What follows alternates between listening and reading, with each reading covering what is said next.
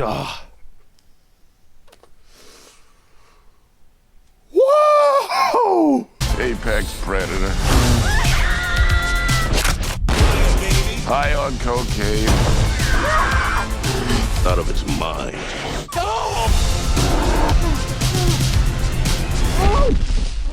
Oh man, you fucked. What the fuck is wrong with that bear? Shoot it, man! Bear, speed up! Higher, baby, and don't ever come down.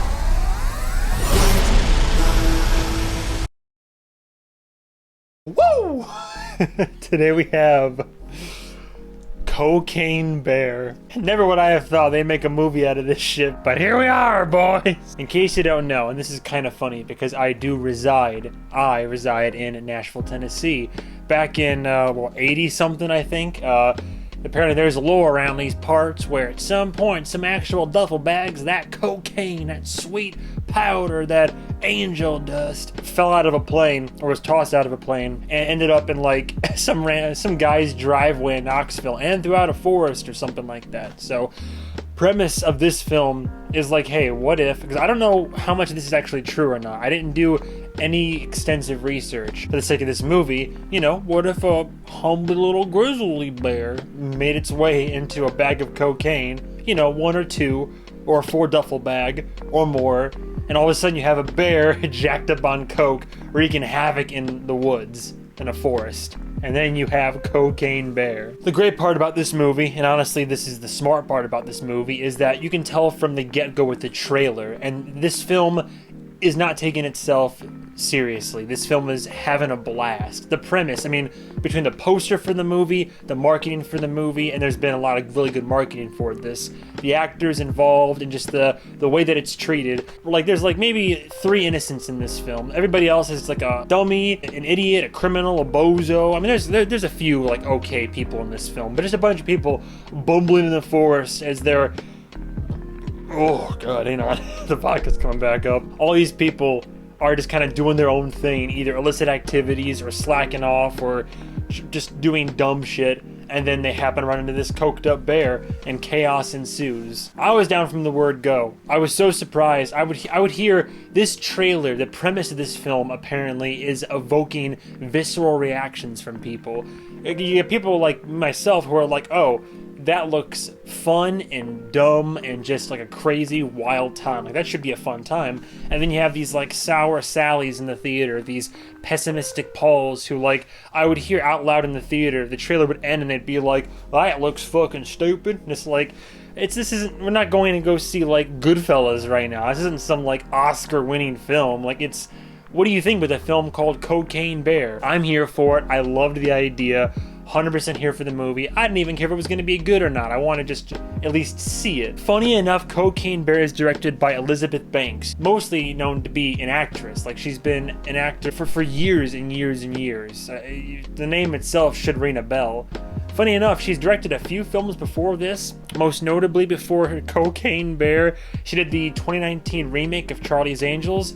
I don't know if that was any good. I didn't go see it. The trailer seemed a little bit to me. And she did the Pitch Perfect 2. So I don't know if she did. I don't think she did Pitch Perfect 1, but people really like Pitch Perfect in that series. So she's directed some films, most known as an actress, but it's kind of like a weird surprise to see that she's the one who got behind this. But I mean, that's cool. Good for her. I'm glad that she was like, you know what, that'd be a great idea for a movie. In terms of the cast, this film is low-key stacked. It doesn't have like AAA blockbuster stars, but like surprisingly, it's kind of got like the who's who of like obscure and semi-well-known to well-known actors and all that. For one, I want to say, rest in peace, Ray Liotta.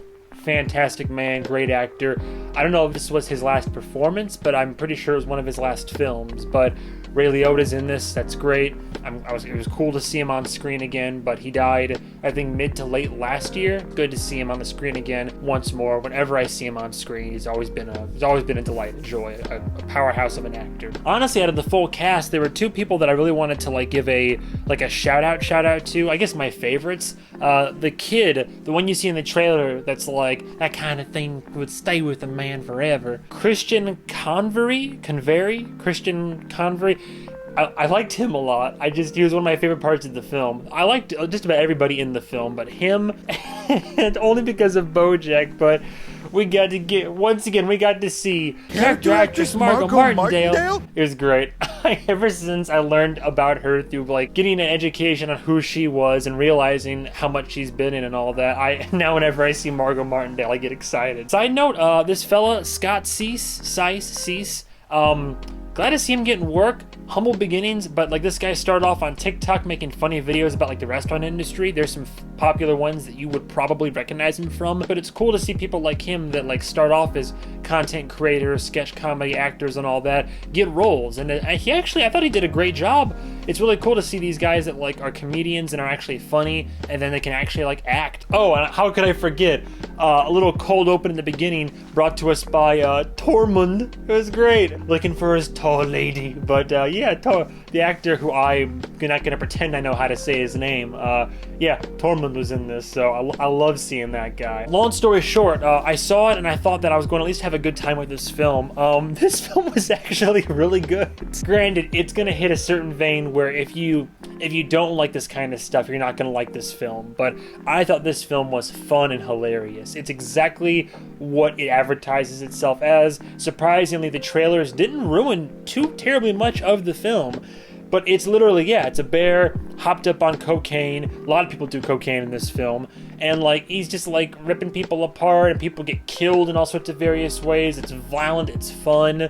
It's very violent, rated R for a reason, but as long as you don't mind, like, blood and gore handled in a way where, there are elements of it that are certainly horrific, but, a lot of the violence happens to shitty people, and a lot of it's played for laughs, so I find it to be extremely entertaining, but I could get it if you might find it stupid. There's some movies that I can't enjoy because I just don't like the style of dumb they do.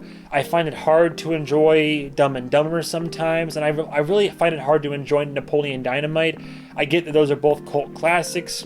There's aspects of the films that I enjoy, but certain levels of dumb do annoy me in film. But in the case of this, the way they play it's the delivery that I was able to be on board with, because even when it gets a little bit ridiculous and silly, like, I was mostly there for it. There's, like, some fairly serious things that happen, I guess, because there are, adults and kids, people in peril. There's a bear hopped up on coke that's terrorizing people in this forest, but, like, I think the balance of, like, horrific stuff and then versus the comedy of it and the over-the-top nature here and there, all of it works. It's very funny. As a director, Elizabeth Banks, I think, handled the comedy in this film very well, and the actors all knew their roles. They all understood the assignment. Overall, the film was just genuinely entertaining, and maybe I'm biased because I went in with a fairly large group, and we all kind of knew what to expect, so we all were laughing at the same stuff and enjoying it, and the audience was kind of in on it too. We saw it opening night, so it wasn't like a packed theater, but there was certainly like quite a few people in there, but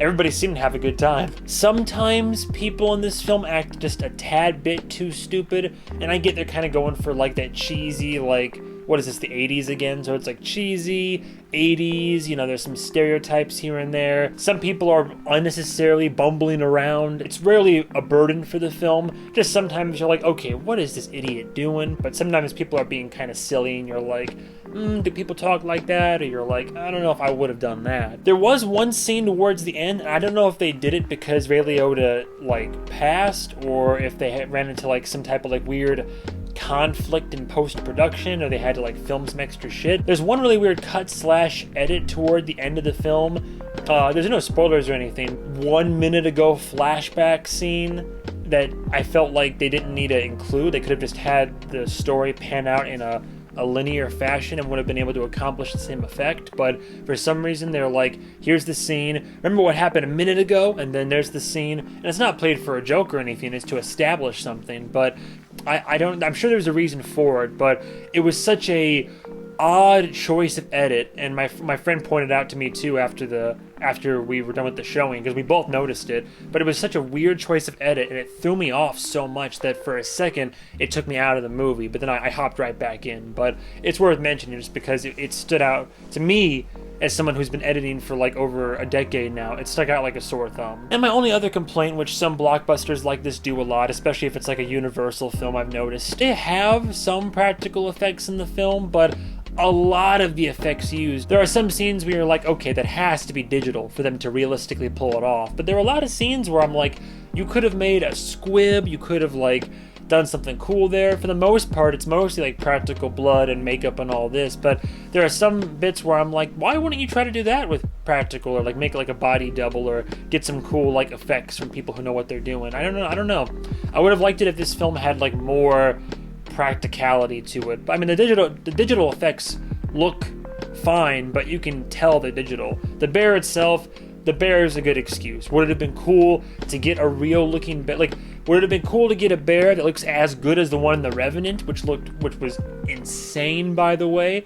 Yes, because that's, to this day, the bear attack in The Revenant that desensitized me, because that was the most like rough, realistic, visceral, intense bear attack I've ever seen on film. That nothing has been able to get to the comparison of that. We kind of knew this was going to be a digital bear. It has to be. The bear's literally pawing around doing coke.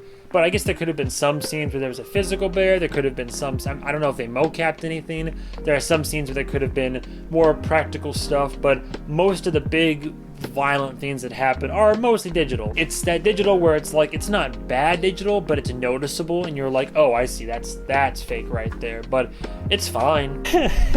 Granted, it's not even the end of February yet, so we have a lot of year to go, but I really, really enjoyed Cocaine Bear. I thought this movie was fantastic. Not perfect, but fantastic for like what I like in a film. I think as a film itself, it accomplished 100% exactly what it set out to do, minus the few points that I made. For my personal enjoyment, I loved it.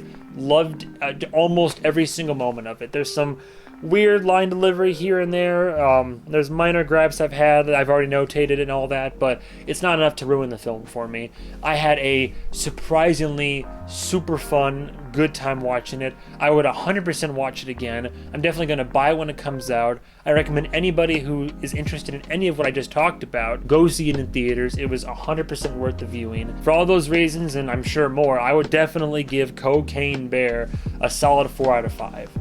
A solid 4 out of 5. As crazy as this might sound, Cocaine Bear might be one of my favorite films this year. I don't know. Some people will probably, I'm sure there's plenty of people who won't like this film, but for my taste and my preferences, I really enjoyed this film. I recommend it. I would say go see it again. Cocaine Bear was a great time. That's all I gotta say about Cocaine Bear. So, thank you guys so much for watching. I gotta do some more lines real quick, but stay tuned for the next episode of whatever I do. Goodbye, travelers.